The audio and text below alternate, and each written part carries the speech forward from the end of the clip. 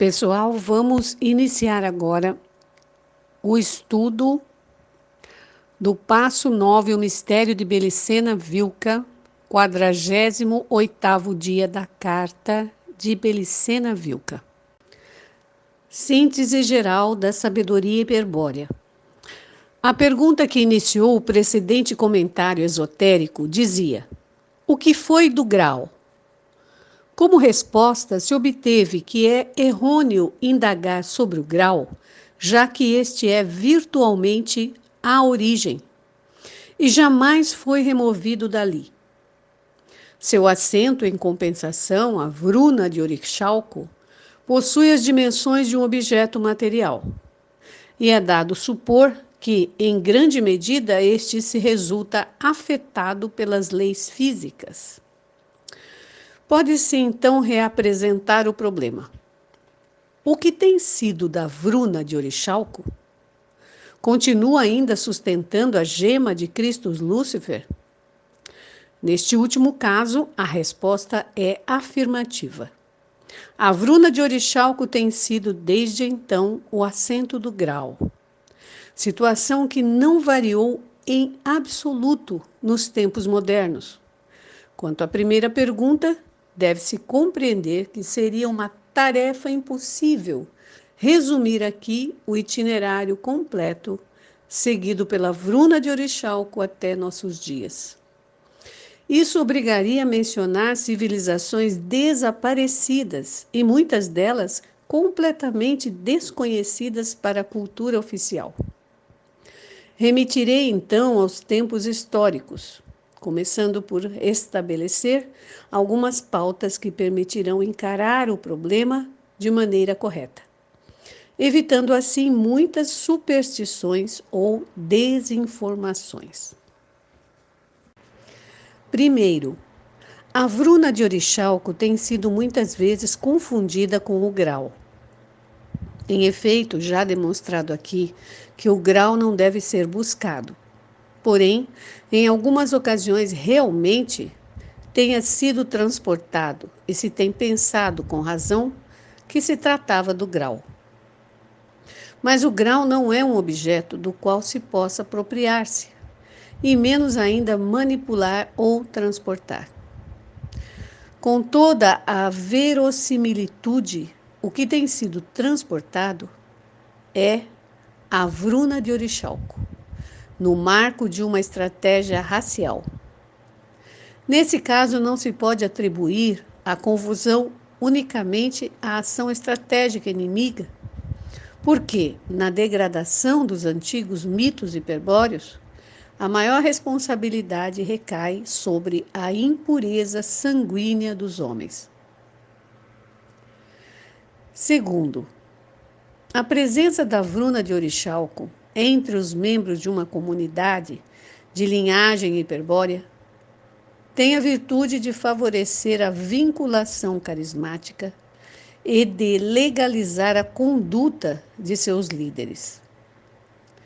Terceiro, a presença da vruna de orixálco é a presença do grau, e o povo a quem os deuses tenham confiado sua custódia é, sem dúvida, nesse momento, a linhagem hiperbórea mais pura da Terra. Quarto, para certificar-se se um determinado povo esteve em posse da vruna de orixálco, há que se estudar sua arquitetura hiperbórea de guerra. A posse da vruna de orixálco exige a construção de estruturas de pedra com peculiares propriedades topológicas. Tais construções não podem não parecer feitas para a guerra, mas tal aparência obedece exclusivamente à ignorância que existe sobre a estratégia hiperbórea. Um exemplo o constitui o castelo de Montségur, sobre o Monte Pog, no Languedoc francês. Esta construção não é uma fortaleza, nem ao menos se levantou para permitir que a seita hiperbórea dos cátaros pudesse receber e conservar a vruna de Orixalco. Os princípios que ali predominam são os da lei de cerco e da oposição estratégica, sendo tarefa inútil pretender fazer de Monte Seguro um observatório astronômico ou um templo solar. Mas como a arquitetura de Monte Seguro foi projetada em função da Vruna de Orixalco, quem não atenta a esta chave jamais chegará a nenhum resultado positivo. Quinto, há que se distinguir entre o assento do grau, ao que chamamos Vruna de Orixalco, e o signo da origem, que a Vruna de Orixalco representa.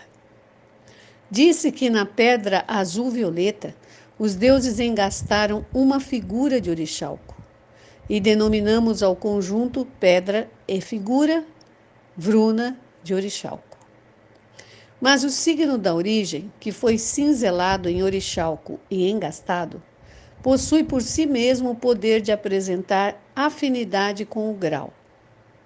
Por isso, muitas linhagens hiperbóreas, que não alcançaram a alta honra de custodiar a Vruna de Orixalco, receberam em troca o signo da origem, como prêmio a seu sangue puro e reconhecimento do esforço em sua estratégia. É assim que o signo da origem teve, com o correr da história, uma particular proliferação entre certas linhagens que orgulhosamente o incorporaram a seus estandartes. Naturalmente, os líderes trataram em um princípio de velar em parte seu conteúdo simbólico, simplificando a figura, ou seja, tirando alguns elementos sugestivos, mas, depois de cair no exoterismo e na vulgarização, o verdadeiro aspecto do signo da origem foi esquecido. Já disse, por exemplo, que a suástica procede por mutilação e deformação daquele signo primordial. Mas, em muitos casos, devido à extraordinária pureza sanguínea de alguma linhagem, o signo da origem foi exibido completo, permitindo aos líderes empregar seu enorme poder para projetar a luz do grau sobre a massa do povo. Poderia dar vários exemplos de comunidades asiáticas portadoras do signo, mas temos à mão o caso dos saxões, que haviam gravado o signo da origem em um tronco de árvore, ao que consideravam como coluna do mundo, universalis columna. O fim de tão audaz determinação merece também um comentário. Quando, em 772, Carlos Magno conquistou Teutoburger Wald, procedeu rapidamente a destruir o tronco Irminsul e a executar 5.000 membros da nobreza saxônica. Não satisfeito com isso, depois de 3 décadas de heróica resistência, a raça saxônica de puríssima linhagem hiperbórea foi totalmente cristianizada, prévia execução de seus mais puros rebentos. É sabido que muitos alemães cultos consideram afortunada esta espantosa campanha carolíngia. Assim, por exemplo, o professor Haller opina sem pudor que, sem a submissão dos saxões hoje, não existiria uma nação alemã.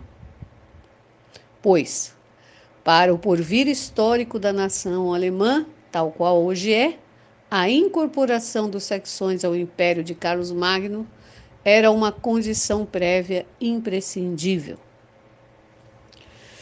Esta opinião generalizada se baseia na análise a posteriori dos fatos históricos e, por isso, considerando que a extinção da dinastia carolíngia possibilitou que 200 anos mais tarde o sangue saxão chegara com Otto I a pôr-se à frente do mundo ocidental. Se dá por certo que dominação e conversão dos saxões fossem necessárias e positivas. Eis aqui minha humilde opinião. A judaico-cristianização dos saxões representa o mais duro golpe que os poderes infernais acertaram às linhagens hiperbóreas na era cristã. Maior ainda que a conversão dos vikings, dos celtas ou a destruição dos cátaros, somente comparável ao aniquilamento dos reinos godos. E a destruição da árvore Irminsul, com a perda para o ocidente do signo da origem, é uma catástrofe muito difícil de avaliar. Sexto, não é imprescindível, sequer necessário, que a Vruna de Orixalco se encontre no seio de um povo para que a influência do grau atue sobre este. O grau atua sobre os homens a partir da origem, propriedade que não pode ser afetada por nenhuma variável física, se encontre onde se encontre a Vruna de Orixalco. Por isso é que, até certo ponto, absurdos que se atribua a tal ou qual povo haver alcançado um alto grau de civilização porque se encontrava em posse do Graal.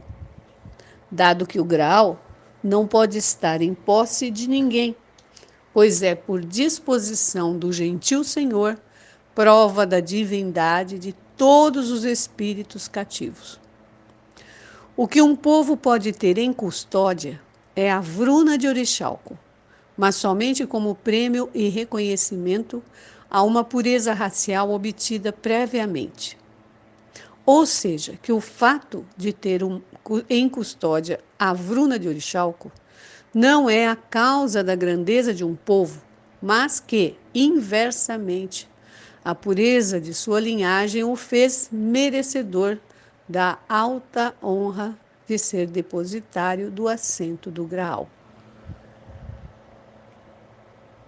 Mas, se bem a Vruna de Orixalco somente entregue a quem mereça ter, é certo que a proximidade de sua presença afeta ao meio ambiente, criando um microclima mutante.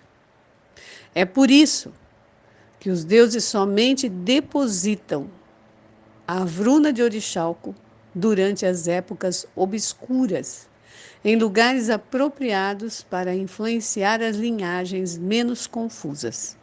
Sétimo, de tudo exposto até aqui, percebe-se a importância capital que teria para uma comunidade de linhagem hiperbórea conseguir a custódia da Vruna de Orixalco.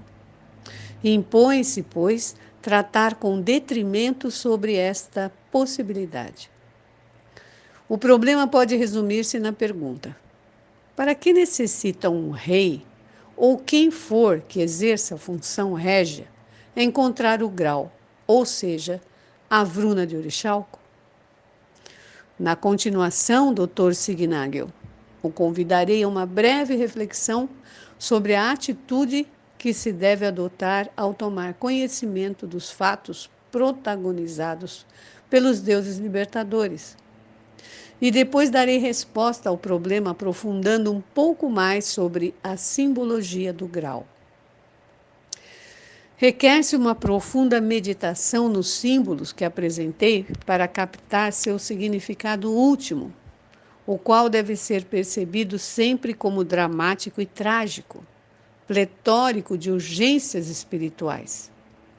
Ninguém que tenha tomado consciência do incrível sacrifício realizado pelos deuses ao manter o grau no mundo durante milhões de anos, mediante a oposição estratégica, a saber, por um constante e contínuo ato de vontade, ninguém que o compreenda, repetimos, poderá permanecer impassível, em meio à confusão, sem experimentar a urgência por libertar-se das cadeias do demiurgo e partir, tratando de aliviar de algum modo a tarefa dos deuses. Ninguém que comprove com seu sangue a verdade destes símbolos poderá evitar que a honra, única moral do homem, o compele com insistência para abandonar tudo e partir. Mas essa partida será com as armas na mão, disposto a dar batalha sem quartel aos demônios e sentindo que o sangue suscita pelo furor do guerreiro, pela hostilidade essencial contra a obra do demiurgo, transmutando a débil substância orgânica do corpo físico em Vajra, a matéria incorruptível. É o mínimo que o homem pode fazer para responder em alguma medida ao auxílio que os deuses têm prestado às linhagens hiperbóreas, possibilitando com sua estratégia hiperbórea que o grau dê provas da origem divina. Vou agora à pergunta pendente. A pedra grau, a gema de Christus Lúcifer, é sustentada no mundo pela oposição dos deuses, onde cumpre sua função de refletir a origem e divinizar as linhagens hiperbóreas. Mas, por estar relacionada temporalmente com o Valhalla, assinala também a todo homem desperto um caminho até a morada dos imortais. Esse caminho é o que seguem os guerreiros caídos em batalha, os heróis, os campeões, guiados pelas mulheres hiperbóreas, aquelas que lhes foram prometidas no início dos tempos e que durante milhões de anos, pelo temor que lhes empeçonhava o sangue, haviam esquecido. Se o valor demonstrado na façanha for suficientemente purgado, indefectivelmente ela estará ali, junto ao guerreiro caído, para curar suas feridas com o a morte gelado de Hiperbórea e guiá-lo no caminho inverso que conduz ao Valhalla. E esse caminho se inicia no grau. A casa de Tarsis, por exemplo, os atlantes brancos prometeram que um dia, quando o sangue dos senhores de Tarsis estivesse o suficientemente purificado, um noio ou uma vraia veriam na pedra de Vênus o sinal lítico de Kitagar, que indicaria o momento de partir. Tal sinal mostraria, segundo se vai vendo, o caminho até o Valhalla, a morada dos deuses leais. Mas não se deve pensar por isto que a luz do grau aponta a salvação individual dos homens adormecidos. Para isso se dispõe do canto dos deuses e das 7 vias secretas de libertação espiritual. Pelo contrário, dentro da estratégia odal, o grau deve cumprir a função fundamental de restaurar a função régia, ou seja, deve servir a um propósito racial ou social. Por isso, o grau será requerido em todos os casos em que se intente instaurar o Império Universal ou qualquer outro sistema de governo baseado na aplicação social da lei do cerco. Monarquia, fascismo, nacional-socialismo, aristocracia do espírito, etc. Os feitos históricos que conduzem à busca do grau, sempre semelhantes, possam se resumir simbolicamente como segue. Em princípio, o reino é terra gasta, ou o rei está enfermo, ou simplesmente o trono tornou-se acéfalo, etc. Podem haver muitas interpretações, mas essencialmente o símbolo se refere a um esgotamento ou decadência na liderança carismática e a um vazio de poder. Ou o símbolo se refere, ou seja, que o governo seja quem o exerça, um rei, casta ou elite. Os melhores cavaleiros partem a buscar o grau, entre aspas, na tentativa de pôr fim aos males que assolam o reino e conseguir que retorne o antigo esplendor. Somente um consegue encontrar o grau e devolver o bem-estar ao reino, seja curando o rei, entre aspas, ou coroando-se a si mesmo, entre aspas. Curiosamente, o cavaleiro triunfante sempre é apresentado como tonto, entre aspas, louco puro, entre aspas, ingênuo, entre aspas, mas especialmente como plebeu, entre aspas. Os melhores cavaleiros equivalem aqui a qualquer das múltiplas forças sociais que se apresentam a lançar-se sobre a função régia quando existe acefalia ou vazio de poder. Finalmente, um deles triunfa e restabelece a ordem no reino. Era o plebeu e agora é rei, com a aprovação e o consentimento do povo. Em minha interpretação, isto significa, evidentemente, que uma força social tem predominado sobre as restantes, os outros cavaleiros, e tem substituído a ordem existente, que estava entendida, por uma nova ordem, unanimemente aceita pelo povo. Unanimemente aceita pelo povo. Mas se o problema se reduz a uma mera luta pelo poder, para que necessita o novo rei, ou nova elite, aristocracia, casta, etc., para que necessita o novo rei, ou nova elite, aristocracia, casta, etc., encontrar o grau? Porque o grau confirma a função régia. Quando em tempos de crise uma elite ou um líder carismático sobe ao poder, com intenções de restauração régia, deve apressar-se a legalizar sua situação, pois senão outra elite ou líder virá a questionar seus títulos e intentará também ocupar o lugar vago, sucedendo assim uma interminável série de batalhas, políticas ou militares. Mas se há luta pelo poder, ninguém tem seu controle, e pode ocorrer que, ao final, o reino acabe dividido entre várias facções. É necessário dirimir a questão, consultar a um juiz infalível, a uma autoridade indiscutida e transcendente. Aqui é onde se apresenta a necessidade de recorrer ao grau. Por que ao grau? Porque o grau é também a tábula régia, a lista de reis.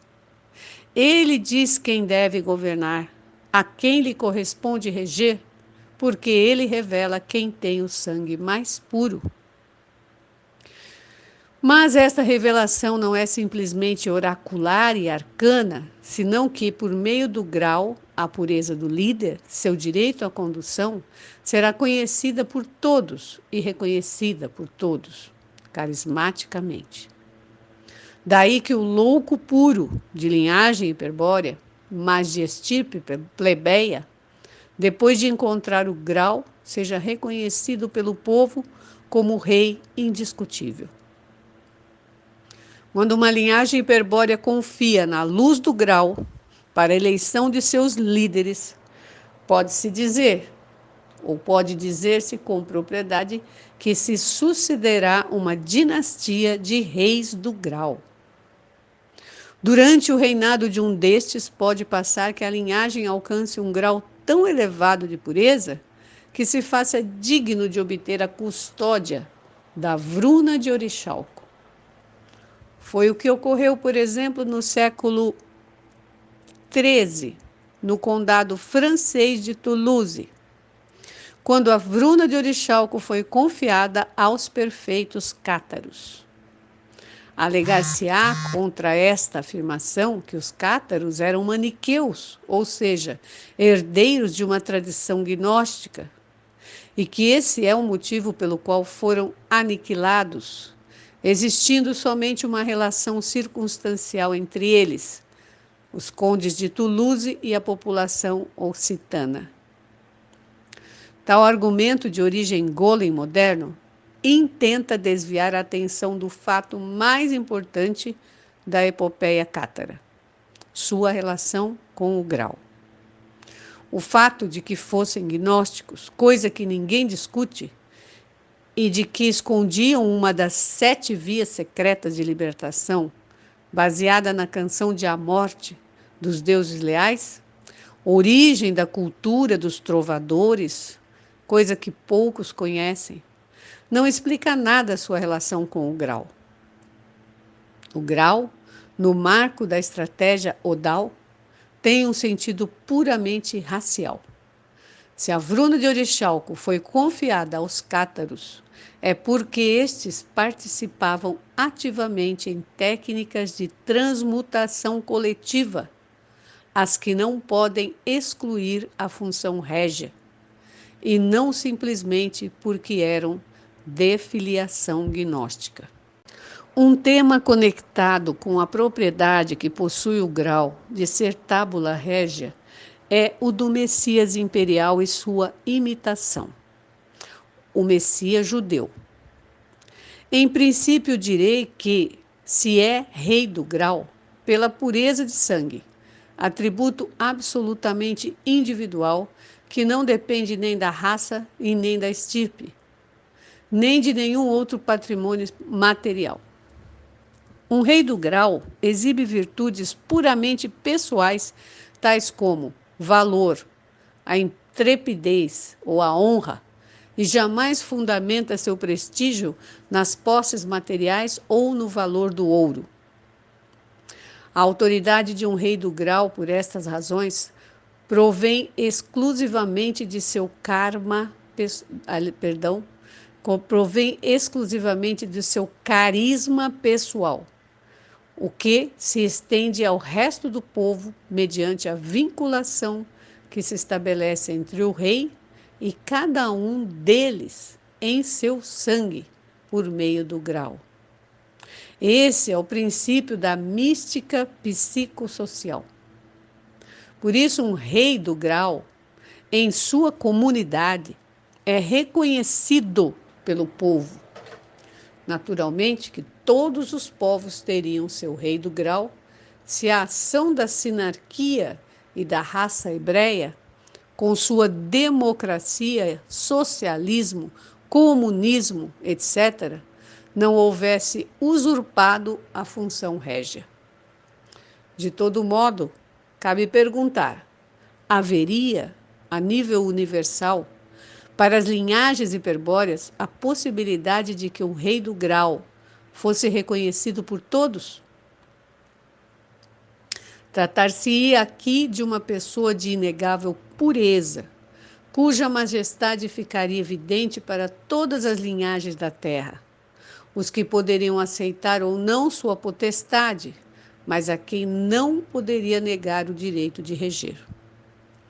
Bem, é fácil responder que o único senhor que acredita para todas as linhagens hiperbóreas tal direito é Christus Lúcifer.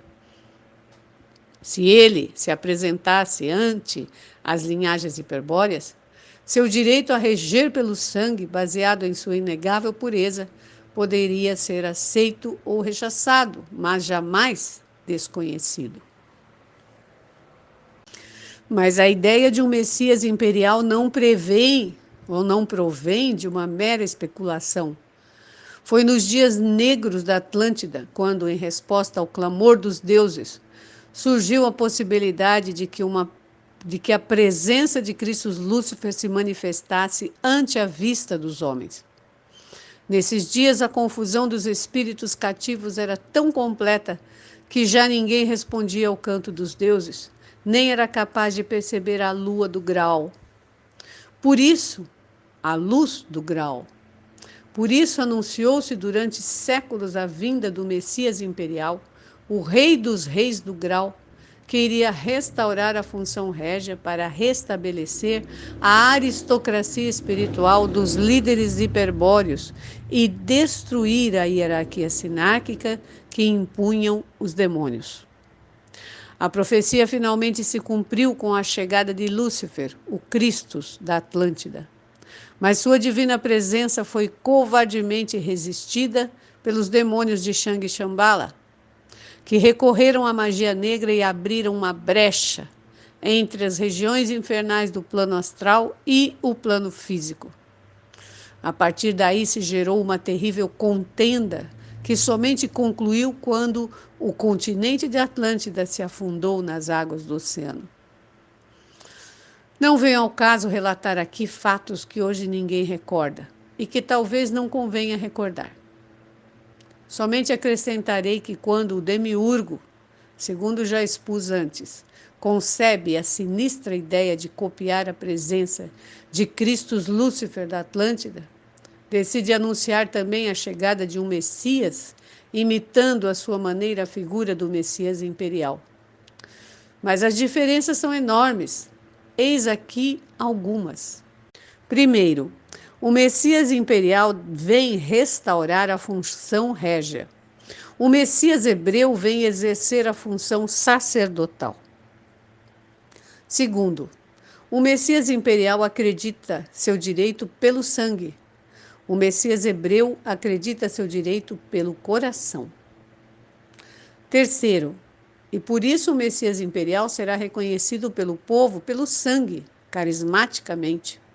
E por isso o Messias hebreu será reconhecido pelo povo judaizado pelo coração, emocionalmente.